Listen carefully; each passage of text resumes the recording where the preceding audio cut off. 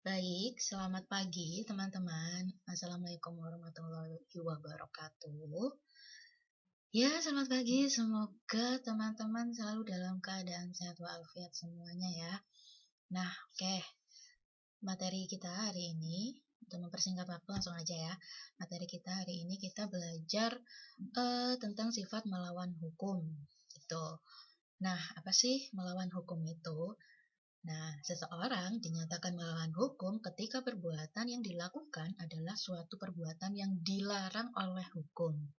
Perbuatan yang bertentangan dengan hukum. Bisa juga disebut perbuatan yang bertentangan dengan hukum atau dilarang oleh hukum. Seperti itu. Untuk simpelnya, untuk memudahkan kalian, apa sih maksudnya melawan hukum? Nah, seperti itu. Nah, ya hukum yang dimaksud apa sih terus si hukum ini? Si hukum yang dimaksud ini ya, bisa hukum tertulis, bisa hukum tidak tertulis. Nah, kalau hukum tertulis berarti asas yang mendasari adalah asas legalitas. Nah, asas legalitas kan menyatakan suatu perbuatan tidak dapat dihukum, tidak dapat dipidana apabila belum ada ketentuan yang telah mengatur sebelum perbuatan itu terjadi. Nah, itu dasarnya jika hukum tertulis.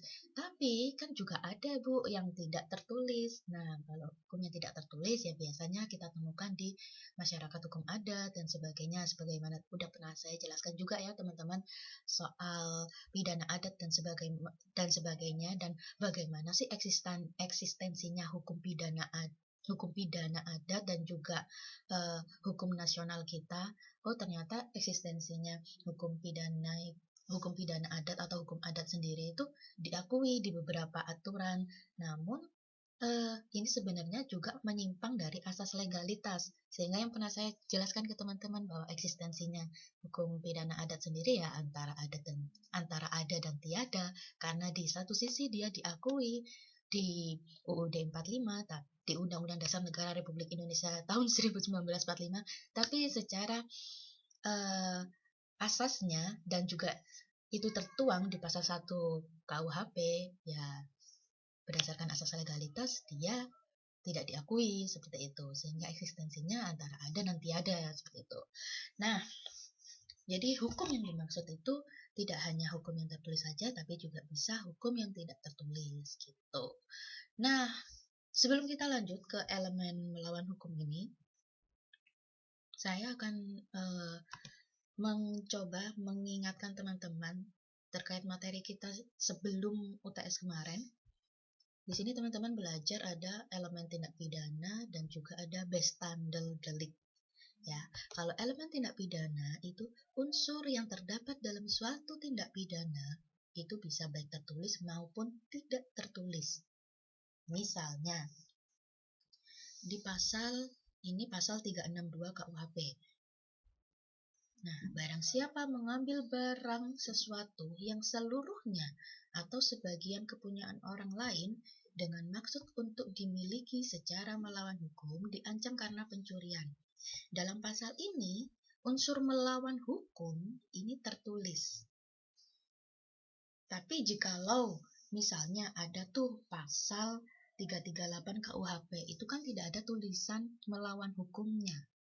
Nah, berdasarkan elemen tindak pidana, bahwa elemen tindak pidana kan mengatakan unsur yang terdapat dalam suatu tindak pidana baik tertulis maupun tidak tertulis itu disebut elemen. Nah, jadi unsur melawan hukum yang ada di 362 KUHP ini dan yang ada di 338 KUHP itu masuk dalam elemen tindak pidana. Namun, jika kita membahas tentang bestandel, maka unsur tindak pidana yang tertulis dalam suatu rumusan tindak pidana, sehingga melawan hukum yang ada di 362 KUHP ini yang kemudian disebut dengan bestandel karena dia tertulis. Tapi kalau di 338 itu tidak ada unsur melawan hukumnya, sehingga dia tidak bisa disebut dengan bestandel.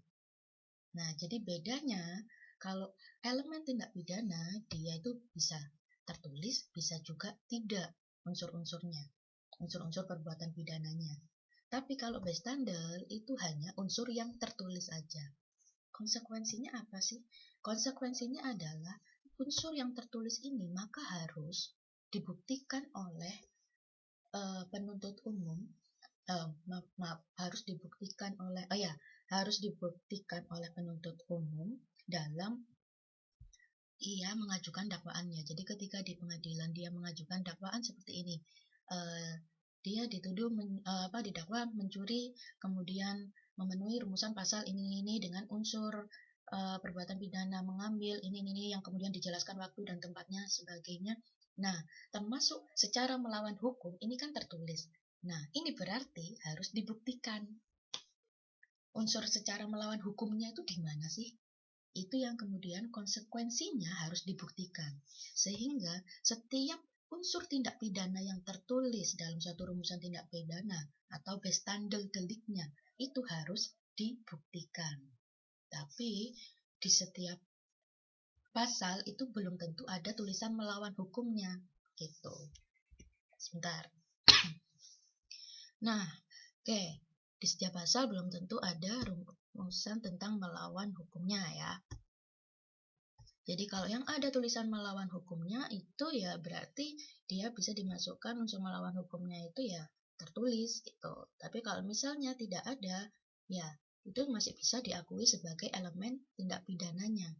Jadi elemen tindak pidana ini bisa tertulis bisa tidak, tapi kalau bestandel delik itu dia harus tertulis dalam rumusannya. Konsekuensinya jika dia tertulis maka harus dibuktikan oleh si jaksanya, oleh si penuntut umumnya.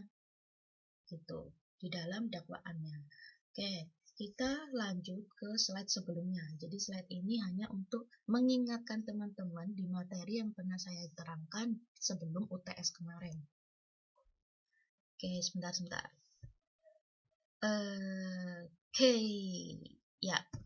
Nah,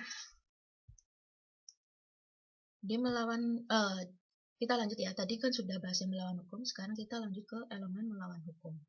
Di elemen melawan hukum ini, jadi ada 3 pandangan. Nah, yang akan saya jelaskan ini nanti langsung saya kaitkan dengan bagaimana sih konsekuensi pembuktiannya. Yang pertama kita bahas, pandangan formil. Melawan hukum bukanlah unsur mutlak perbuatan pidana. Nah, menurut pandangan ini, maka jika kita berikan contoh nih, di pasal 338 KUHP itu tidak ada kata melawan hukumnya. Tapi di pasal 362 KUHP ada kata melawan hukumnya. Nah, berarti melawan hukum merupakan unsur perbuatan pidana jika disebut secara tegas dalam rumusan deliknya. Nah, ini berarti pasal 362 yang mengandung unsur melawan hukum tadi karena tertulis secara ekspresif dan verbis. Nah, dalam rumusan delik, maka yaitu yang kemudian oleh penuntut umum harus dibuktikan. Nah, jadi ketika ini kan dia bukan unsur mutlak perbuatan pidana. Nah, tapi dia bisa menjadi unsur dalam perbuatan pidana jika disebut secara tegas dalam rumusan delik. Nah, saya ulang. Melawan hukum pada pandangan formil ini bukanlah unsur mutlak perbuatan pidana. Melawan hukum merupakan unsur perbuatan pidana apabila disebut secara tegas dalam rumusan delik. Jadi, jika tidak disebut di dalam rumusan deliknya, maka dia bukan unsur perbuatan pidana. Nah, seperti itu kalau yang pandangan formil. Kalau yang pandangan material, itu lain lagi. Melawan hukum adalah unsur mutlak dari setiap perbuatan pidana. Nah, bedanya kalau formil tadi bukan unsur mutlak, tapi kalau material itu adalah unsur mutlak. Nah, kalau misalnya pandangan material mengatakan demikian, nah berarti meskipun bukan bagian dari rumusan delik, tetapi merupakan cakupan isi dari perbuatan pidana, sehingga melawan hukum tersebut ya harus dibuktikan. Gitu. Jadi, walaupun dia tidak tercantum dalam rumusan delik, tapi ya mau nggak mau ya tetap harus dibuktikan konsekuensinya. Karena dia adalah unsur mutlak dari setiap perbuatan. Oke, saya ulang ya. Jadi mau nggak mau ya harus dibuktikan. Ya, harus dibuktikan karena dia adalah unsur mutlak dari setiap perbuatan. Gitu. Nah, sekarang kita beralih ke pandangan tengah. Nah, pandangan tengah ini apa sih? Pandangan tengah ini bilang, sifat melawan hukum adalah unsur mutlak jika disebutkan dalam rumusan delik. Namun, jika tidak disebutkan, maka melawan hukum hanya merupakan tanda dari suatu delik. Oke, maksudnya apa sih Bu kalau kayak gitu? Nah, maksudnya gini. Jadi, di satu sisi, elemen melawan hukum itu merupakan unsur mutlak dalam perbuatan pidana jika disebut secara ekspresif verbis dalam rumusan delik, sehingga membawa konsekuensi harus dibuktikan oleh penuntut umum di pengadilan. Namun, di sisi lain, jika kata-kata melawan hukum tidak disebutkan dalam rumusan delik, maka elemen tersebut dianggap ada, namun tidak perlu dibuktikan oleh penuntut umum. Nah, seperti itu. Nah, teman-teman, setelah ini langsung setelah membaca PowerPoint ini dan juga mendengarkan penjelasan saya melalui video ini, saya harap teman-teman bisa memahami betul dan juga bisa langsung melanjutkan sesi diskusinya ini ke dalam forum. Jadi di situ juga sudah saya buatkan forum ya di e-learning phase-nya itu. Nah, silahkan teman-teman lanjut di forumnya ya. Oke, terima kasih teman-teman.